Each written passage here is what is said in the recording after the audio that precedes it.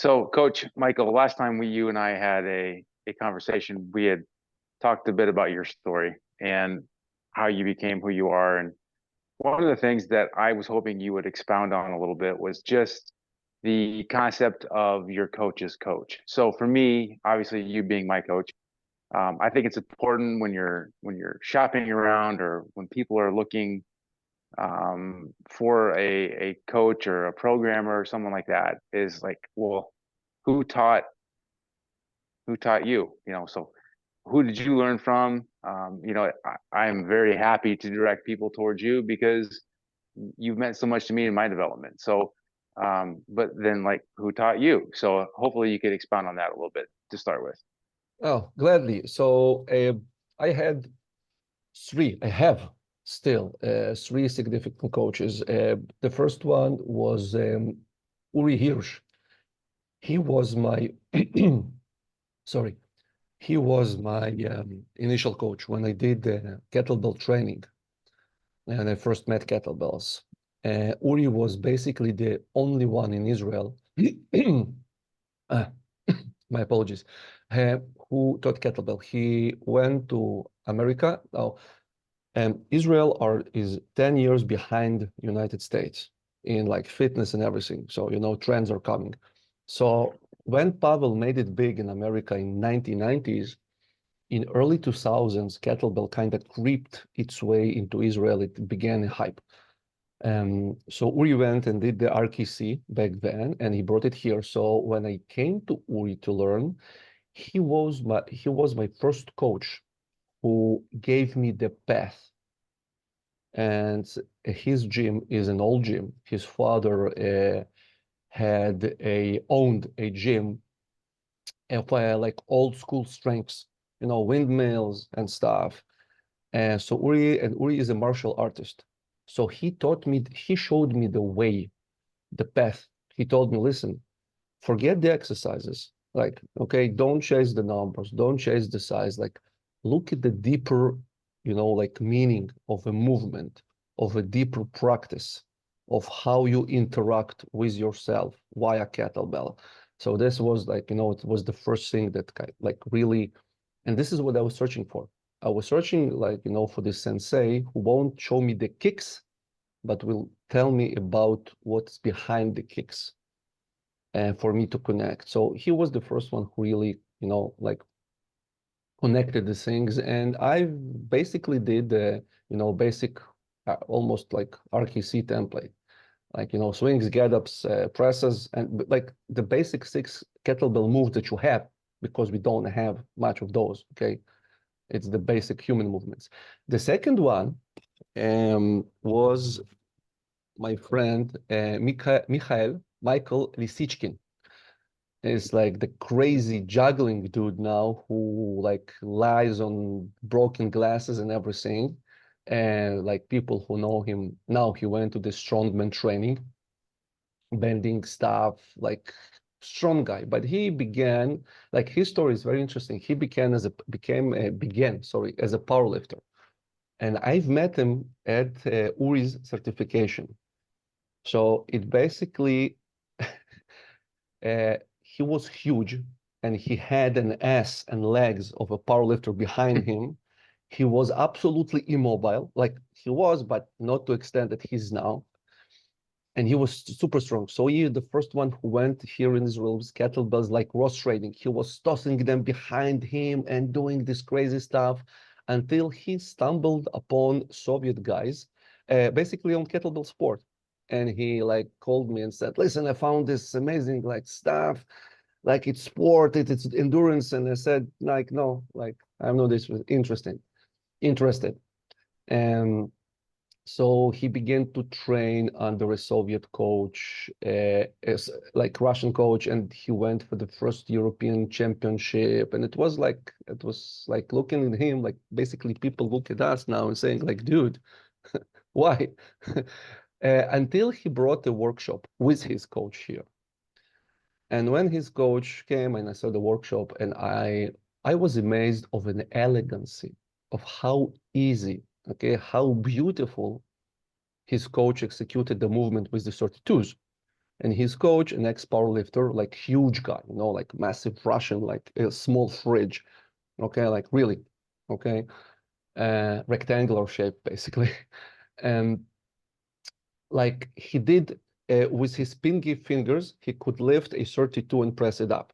Now, this is a very impressive feat of strength, and he showed us how ligaments can be strong and conditioned when doing kettlebell sport, like snatches, etc. Now, can we bet how many people will start doing pinky presses now after I said it? More Okay. than one. Yeah. And when I saw it, I said, okay. So, and I said, okay, Michael, like, let's coach me. And he began to coach me, and I immediately began to bitch because I needed to count my own reps and to follow my own clock. And like, and he said, just shut the fuck up. Like, okay, do it. But Michael, eventually, when I kind of was struggling with everything, he threw me this sentence of, listen, it's like meditation. Just get lost in those repetitions. And the second one, he told me, like, if you want to conserve strength, you need to stand under the bells with the absolutely retarded face, like the moment that your facial muscles are relaxed completely, you know that like there is no tension in your body. And these two, like if Uri gave me the path, okay, like Michael gave me the like the more deeper meaning, the essence of practice. And I began to meditating under the bells. So like, and then I began to practice and slowly, like, you know, I stood in the direct position, and long story short, I like begin to absorbing and doing, and I was a part of Kettlebell Federation in Israel, like a founding member. So I really began to trying to promote and do it, and like, you know, like I did it, and then immediately after I began coaching my coaching underneath Mike, I went for the workshop in St. Petersburg, and I met almost everybody of the founding father of the sport. So every huge athlete, like ex-Soviet athletes, who was there, like Sergei Merkulin, Sergei Rachinsky, um, Vasiliev, who you know, and a Do you remember what year this was? yeah, 2014. Okay. Okay, so it's what, like 10 years ago. Yeah. Anasinka was an amazing athlete. Okay, very gifted athlete. Like was basically he can work easily in the heart rate of 200 plus. Like he feels comfortable there. Okay, but like genetic gift. He's a northern guy, like from the North Russia.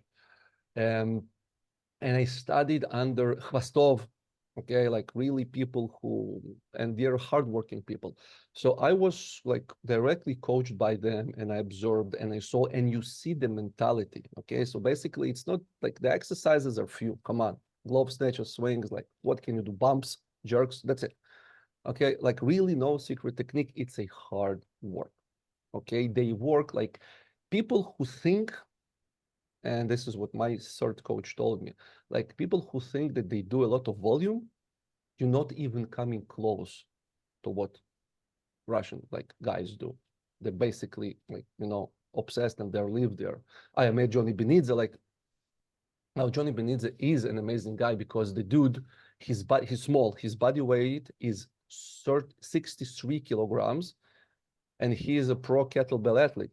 So he works with the 32 or double 32. So he's basically like the only one that I know who worked with more than his own body weight, and he was a champion. Like he won world championships in his weight class with the 32s, like a pro, like amazing athletes. And like they told me, like, listen, like 24s are pretty easy.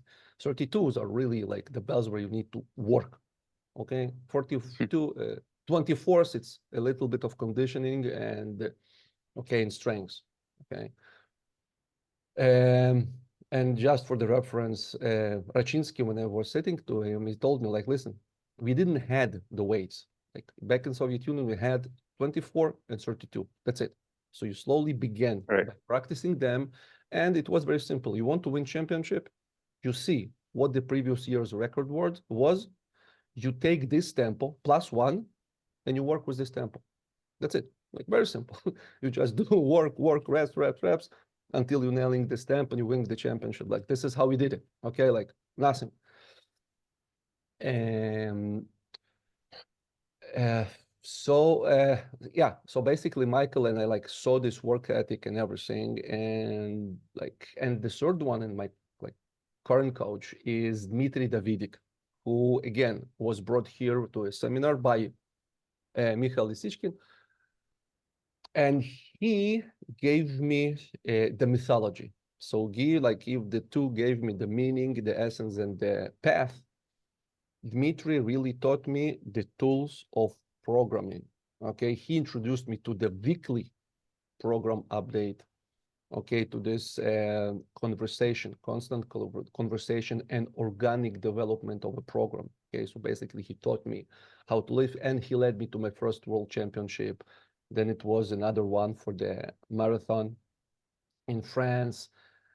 And he taught me, like, showed me really how to manage things when I for my first world championship, my back got jammed. And I got really scared and said, like, oh my God, what can I do? Like, what can you do? Like, maybe and I couldn't drop the weights because it's the like Soviet Federation where it's either 24 or nothing. Okay. Like in IKMF, when I like had my doubts, and like you always have your doubts. Like there is no preparation that you don't Yeah. want to quit in the middle. Okay, like nothing. Like if Right. you're really going and you're working, there is this time that you're saying like, nah, no, I can't do it. It's impossible. I just take an easier bell and I'll do my best. So in IKMF, you can do it actually. So you have this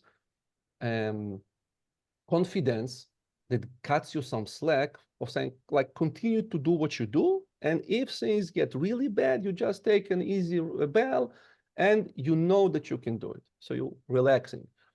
In big federations like WKSF now, which is the like big boys league, you can't. It's either 24 or like you can just come and cheer.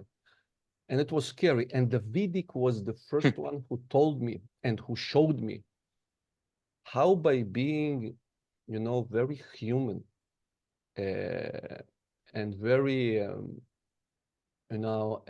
like, what's the word that I'm searching for?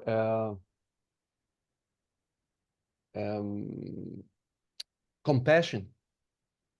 He dragged me, like he caught me by the short and he dragged me all the way to the podium of the world championship, despite everything. So then, like, I saw, okay, like regardless of how I panicked, he did the manipulations, and he told me, like, he reassured me, said, listen, we don't have like anything to lose anyway. So like let's see where can we go. And I said, all right, fine.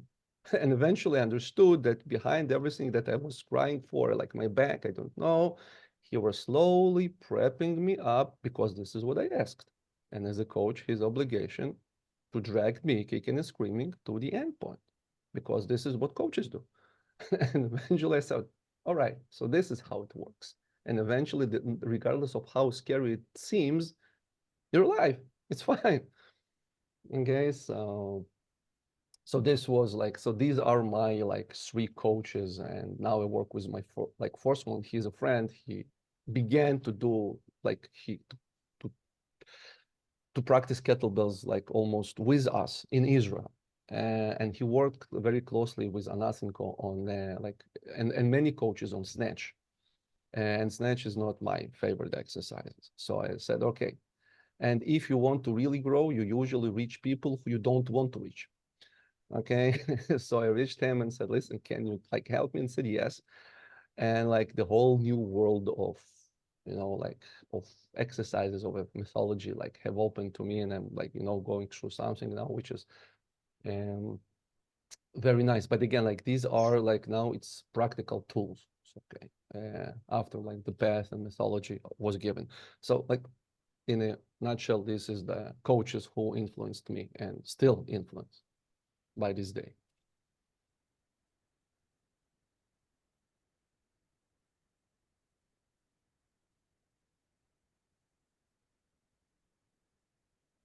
That's quite the extensive experience. Um, the second one you mentioned, Michael, I'll butcher his name, but I'm familiar with him from social media, and to me, he's the guy that does crazy push-ups on glass bottles with knives underneath him. He's insane to watch. What kind of body control he's got is yeah, just next level type stuff. And so he's been someone that I followed. It's funny to hear that not funny, but interesting to hear that he's worked with you and because I didn't know that, prior to this conversation. So yeah, it's kind of fun to hear that. No, Michael, like Michael Lisichkin, Michael is he's a very hardworking guy. Like he is gifted.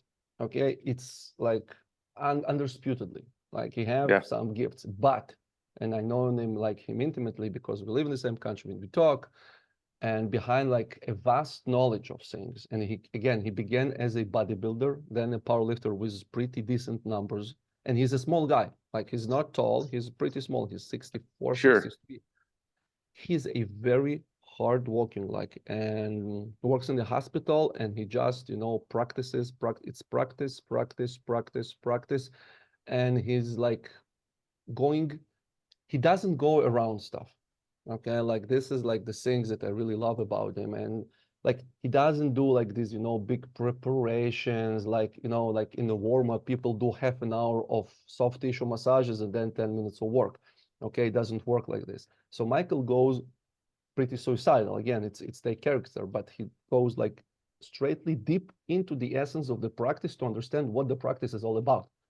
All right, like step in the ring, get punched in the face and say, okay, now this is what it's all about. Okay, now I get back and I begin to practice it. Okay, so to get punched in the face less, but I will be punched in the face. All right, so basically this is the mentality, this is the approach. And yes, like he does like huge amount of practice behind the scene. It's not like this. Oh yeah, yeah, no, definitely. No, because people One other don't see thing. it on social media. Well, right, right, They right. see you I and they only see your results and say, oh, you're just injecting stuff. Like, oh, you're probably doing right. some lateral raises. Like, all right, no, no, no.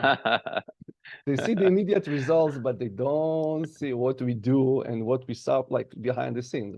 This is what social Yeah, media is all about. definitely, definitely. One other thing I wanted to ask you about. I believe you said you were 12 when you left Russia and moved to Israel. Is that right? Yeah, exactly. So, like, I live a mile from where I grew up, a whole Mhm. mile. I don't know how many kilometers that is, but it's not very. Um, I can literally, walk there to my childhood home in 15 minutes from where I live right now. I um I can't imagine moving like just anywhere, let alone a completely different country, like thousands upon thousands of miles away, and at the age where so much is happening in your life and really shapes you. Um, like that's just to me it's a very traumatic, or it could be traumatic time in your life. And I didn't know if you had 5 minutes to expand on that at all, on like Oh, how that experience helped you become, obviously you had the situation when you were 15, and you learned, you talked about learning from your mother, who was a teacher, and things like that. But just that experience going from Russia to Israel, I just can't imagine that being an easy transition. so, you know, like years after, like you understand that like what I went through, like I consider it basically like a rape because I have been done to something that I never wanted and never aimed for. Okay, because like it wasn't that situation in my personal. And it's a very different thing when you want, okay, to move and like Schwarzenegger, okay, you want to move, you want to explore. And I wanted actually like after seeing everything, I like America really sounded like really like Arnold to me to like was wow. Okay, like I saw it, okay, like it's a country like the movies, like the everything, it's like I really want to go there. But Israel is really fell, you know, out of nothing. Now, the story that, like, you know, my parents like telling me that eventually my mom could not, and everything that happened, it happened because of Chernobyl, because it was pretty close and it exploded pretty close to Uman, to my hometown. And Oh, since wow. everything was under a curtain, uh, a doctor said secretly to my grandfather, to my late grandmother, who was a nurse, like, take your kids and get the fuck out of here because like bad things are Wow. coming. And eventually they had. So eventually the radiation wave came to my town, okay, reached, and there was was this line of really ill children born. So like things were bad. And when Soviet Union fell, my friends, like whom I eventually found, told me like, listen, what you remember, like the friends who we grew up with ended up fighting with us, becoming anti-Semitic, all right, and it was gangs, and most of them died in jails and because of the overdose. So like things got really, really, really bad. So like you are lucky that basically your mom pulled you out of here. It's all nice. Wow. Yeah, okay, it's all nice and it's all true. But you know, in my experience, it was really something like that is you like you know it cannot be. It's like if you taking the child of his like mother and you just give it to another dude and say like, okay, save my kid, drive, and the child like, you know, cries in the cars, mommy, mommy, mommy. It was like this.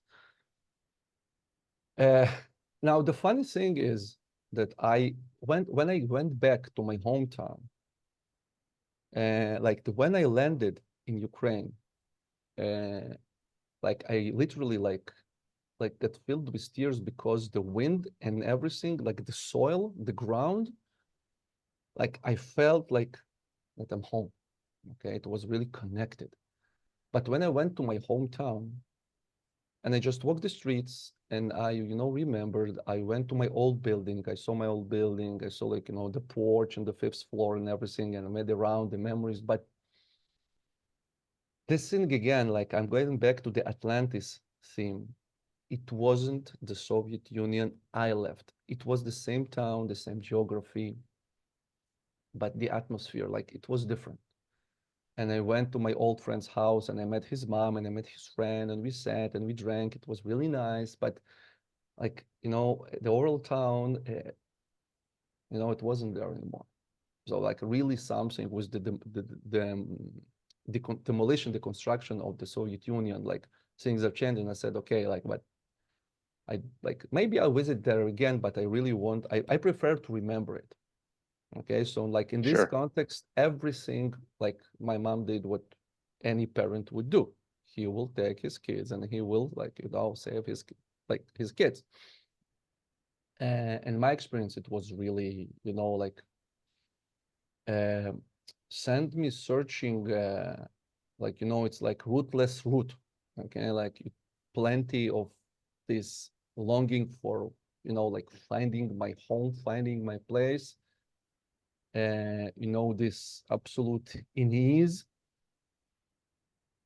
Um, it was hard, and I believe played this like the same part uh, for me, like going first of all, and again, like I know American culture as an American, basically, because I grew it. I saw like I never like saw Israeli sitcoms. Like I grew up on Married with Children and Beverly Hills 90210 and Simpsons, you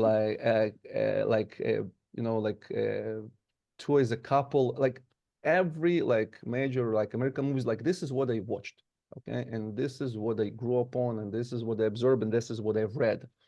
Okay, so T Nation my was like my go-to form. Like And it's really like, but it's really sent me to expand and like pretend that maybe I'm living there or maybe one day we'll live there, and to accumulate the knowledge. Like, like the Russian in my background, Soviet ones. And it was funny then because the Americans, when I was studying, and I was very curious because I really like searched uh, like trying to find a place for myself, which eventually I found underneath the bells. Okay, this is the only thing that kind of, feels like, okay, grounded, which they do, but it's another topic, and it's a big topic of expanding on psychology of the bells, what they do actually. But then Americans were referring to Russians, the Soviets who were the origin.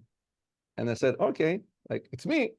So I went back to the origin. So it was really funny that I read and understood that Soviets was kind of the first about programming. So like the programming stuff, it began from there. And the Germans copied the Soviet book, the Russian books, and like Charles Pollock, when he was translating, he learned German to translate the German logs and German books on periodization the Germans took from Soviets. Said, all right, just go back to the Soviets and try to find this knowledge. So I don't know if I answered your question, but it was kind of like this, like floating in space and, like searching for this. But again, because of lack of a ground and lack of this connection, it's pushed me to the mental and psychological quest to really understand how things work and what behind things. So I kind of skip this, shallow, not shallow, but this superficial layer of, life and the reality. And I went, okay, for deeper psychological meaning because I didn't have my physical reality. Okay, it was torn out, torn out, and I search for these ones. So like, again, like this is to like complete this slowly, me trying to reconnect physical and spiritual, mental. And just was last thing, I have friends here who are Jews who had a complete different situation, okay? But because the context is important. Because they've experienced in Soviet Union the prejudice for the Jews, okay, they actually like wanted to come here. Like for them this was their place, so they could like really find their place here like easily and more comfortably. And in my case, like it was absolutely the same because we never experienced it. So somehow my mom, like, and how we lived, she could completely disconnect the true reality, which was the reality, by the way. I just never saw it. Okay, it's like living in an American movie. Okay, until the boy met the real mafia and he understood what is going on. He lived in a neighborhood. Okay, and then he saw how things work. So like I never see these things, and I learn about them in the aftermath.